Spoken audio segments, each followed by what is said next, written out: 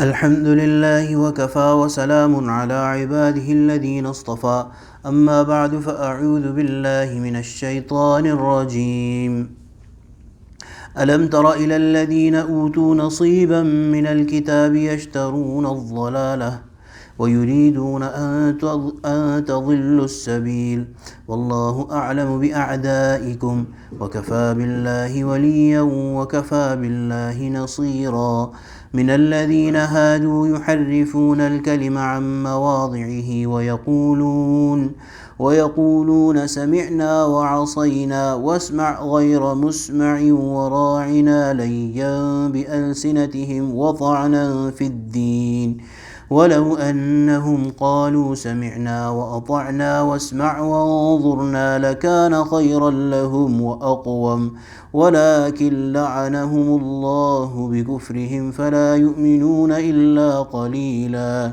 يا أيها الذين أوتوا الكتاب آمنوا بما نزلنا مصدقا لما معكم من قبل أن نطمس وجوها فنردها على أدبارها أو نلعنهم كما لعنا أصحاب السبت وكان أمر الله مفعولا صدق الله العظيم وبلغنا رسوله النبي الكريم ونحن على ذلك من الشاهدين والشاكرين والحمد لله رب العالمين ألم تر إلى الذين أوتوا نصيبا من الكتاب Have you not observed those who have been given a share from the book? يشترون الضلالة ويريدون أن تضلوا السبيل They buy misguidance and wish that you too lose the way. So from this ayah, Allah subhanahu wa ta'ala is changing the discussion towards and addressing the Yahud primarily. The sense of the ayah is general, that أَلَمْ تَرَ إِلَى الَّذِينَ أُوتُوا نَصِيبًا مِنَ الْكِتَابِ Have you not seen the people, or have you looked at the situation of the people who have been given the book? So it could refer to Nasara and Jews as well, but the Mufassirin have gone with the meaning that it refers to the Jewish people for the most part, and the Kitab here is referred to is Torah, that they have been given the knowledge of the book, and from that knowledge they know that the Prophet ﷺ is the righteous prophet. But even with that guidance, they choose and they buy misguidance, and they also wish that you too lose the way. Wallahu a'lamu bi'adaikum. But even if you do not know your enemies, Allah knows your enemies. Wallahu a'lamu bi'adaikum. From this ayah, it is also understood that a'lam basically is a degree of, when you're comparing two things, a'lam would be the higher degree. So Wallahu a'lamu bi'adaikum, herein it is very clear that the knowledge of Allah subhanahu wa ta'ala and the knowledge of the Prophet sallallahu alaihi wasallam were on very different levels. Because Allah subhanahu wa ta'ala himself is saying, Wallahu a'lamu bi'adaikum. Allah knows your enemies.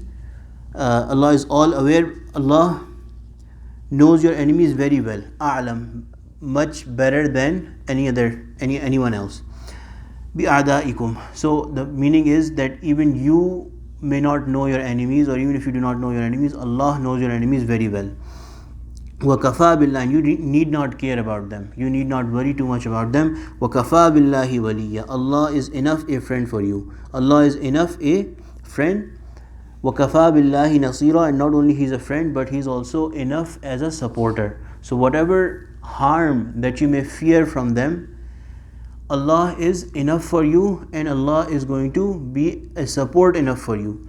So what is said in the previous sentence of the ayah, يَشْتَرُونَ الضَّلَالَةَ وَيُرِيدُونَ أَن تَضِلُّوا السَّبِيلَ, that they wish for you to lose the way as well.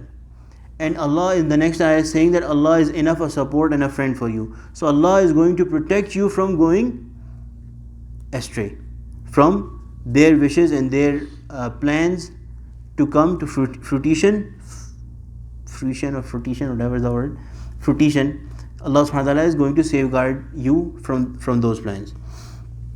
مِنَ الَّذِينَ هَادُوا, now Allah subhanahu wa ta'ala is clearly addressing the Jews. Among the Jews, يُحَرِّفُونَ الْكَلِمَ عَمْ مَوَاضِعِهِ. Mawadi' are stations, the right place. So there's among the Jews there are people يحرفون الكلم, they do tahrif. Tahrif is to alter, to change. عن مواضعه, they change the words of Allah, the kalimat of Allah from their station. So this could mean that they change the words altogether, the words themselves, or they change the meanings of the words. And the examples are given, 3 examples are given. وَيَقُولُونَ, and they say سَمِعْنَا وَعَصَيْنَا, we've heard and we have disobeyed. Yeah, we hear and we disobey. So the Jewish people would listen to the word of the Prophet ﷺ, and na'uzu billah, in their opinion, they were being very clever, very sly, that they would say, we have heard and we disobey. So we have heard you and we disobey everything else. They would want to portray that this is what they are saying, but in reality, and everybody would get the sense as well, that the other very clear and apparent meaning is that we've heard you and we, na'uzu billah, disobeyed you. وَاسْمَعْ غَيْرَ مُسْمَعْ, and they would say that hear, may you not be made to hear. That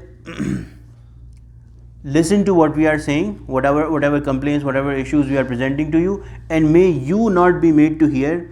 So the meaning they would want to portray is that you, after having said something, may you never hear anything against it. So your respect be such among the people that never a thing is said to you against what you say.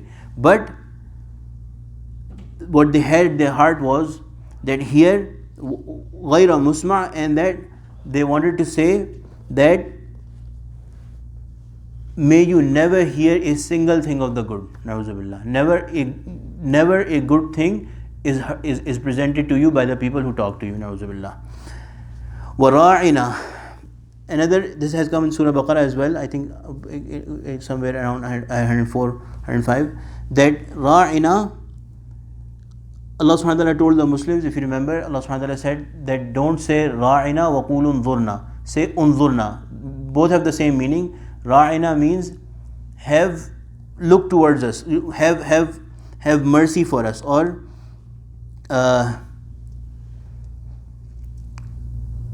look after us.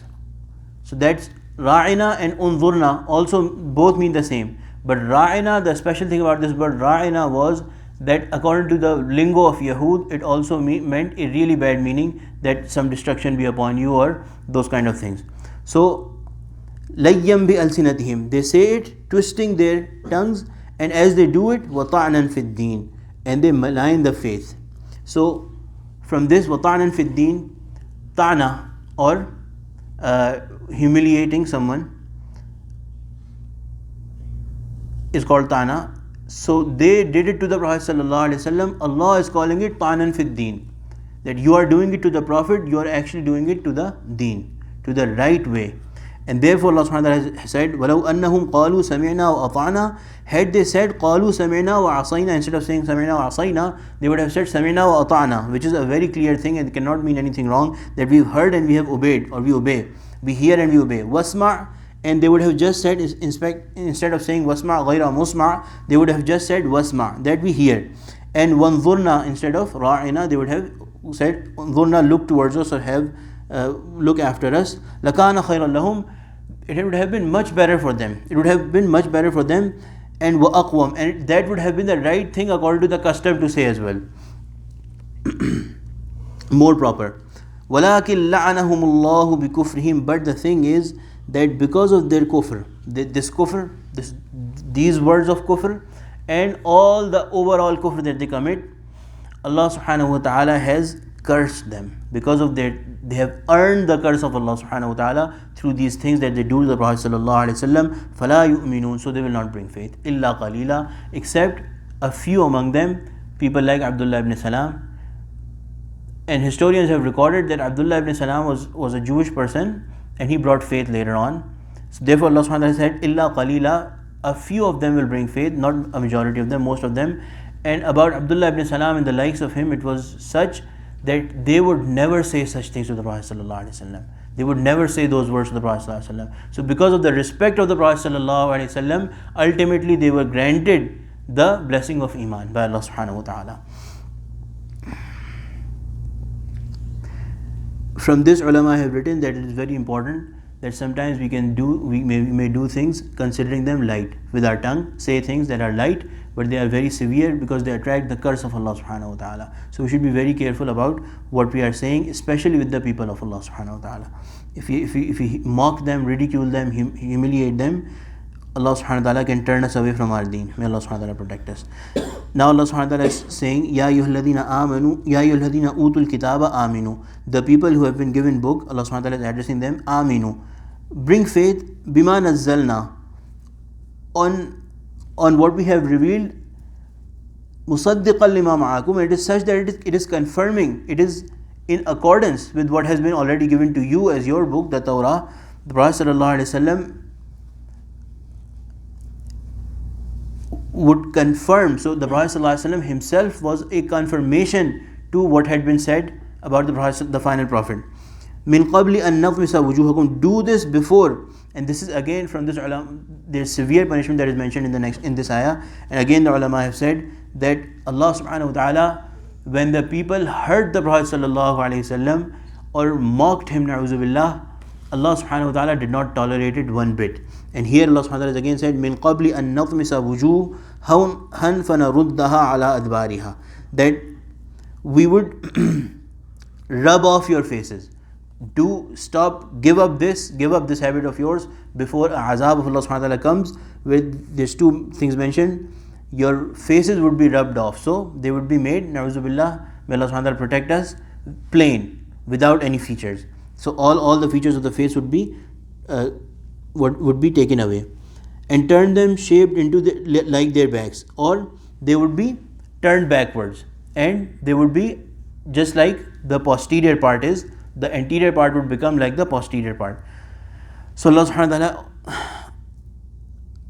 this أَوْ نَلْعَنَهُمْ كَمَا لَعَنَّا أَصْحَابَ السَّبْتِ, or we curse you the way we curse the people of the Friday. Their story has passed. Of Ashab al-Sabt, the people of Sabbath or Saturday, which were turned into monkeys by Allah subhanahu wa ta'ala. So Allah subhanahu wa ta'ala stop doing this before Allah subhanahu wa ta'ala does that to you, punishes you with that. وَكَانَ أَمْرُ اللَّهِ مَفْعُولًا. And know that whatever Allah subhanahu wa ta'ala orders, that is destined to occur. وَكَانَ أَمْرُ اللَّهِ مَفْعُولًا. If the amr of Allah comes, then it will definitely happen. Then there's no chance that Allah subhanahu wa ta'ala, that it will not happen. When Allah subhanahu wa ta'ala will command that for you, it will definitely happen.